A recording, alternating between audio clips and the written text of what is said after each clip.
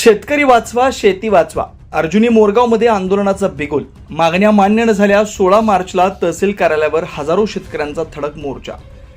तालुक्यातील धान उत्पादक शेतकऱ्यांच्या प्रलंबित प्रश्नांवर शासनानं तातडीनं ठोस निर्णय घ्यावा, अन्यथा 16 मार्च रोजी अर्जुनी मोरगाव येथील तहसील कार्यालयावर हजारो शेतकऱ्यांचा धडक मोर्चा काढण्यात येईल, असा इशारा विविध कार्यकारी सेवा सहकारी संस्था संघ व अन्नदाता धान उत्पादक शेतकरी संघटनेच्या वतीनं देण्यात आला.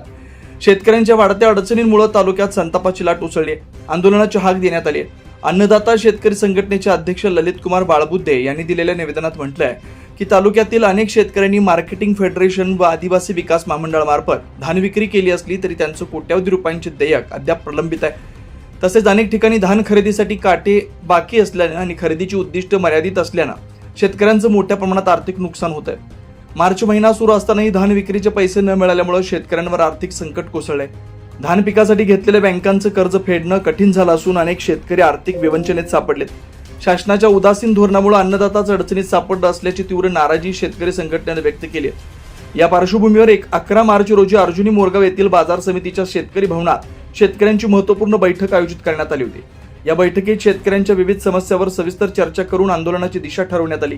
शेतकरी संघटनेनं शासनाकडे काही प्रमुख मागण्या केल्या. त्यामध्ये धान खरेदीचे उद्दिष्ट वाढवून उरलेलं धान तातडीनं खरेदी करणं, मार्केटिंग फेडरेशन व आदिवासी महामंडळाचे प्रलंबित देयक 31 मार्चपूर्वी अदा करणं, मका खरेदी केंद्र सुरू करणं, धानाला बोनस जाहीर करणं, शेतीसाठी किमान 16 तास वीज पुरवठा करणं, बंद केलेलं वीज कनेक्शन पूर्ववत सुरू करणं, बाजार समितीचे मार्केटिंग यार्ड सुरू करून भावांतर योजना लागू करणं, तसेच शेतकऱ्यांना सरसकट कर्जमाफी देणं या मागण्यांचा समावेश आहे.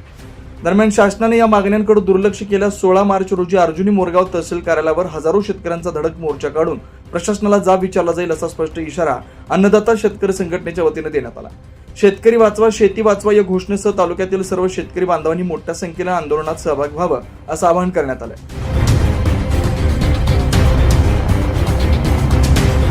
तालुक्यातील सर्व शेतकरी बांधवांतर्फे आज आम्ही इथं एका बैठकचं आयोजन केलं.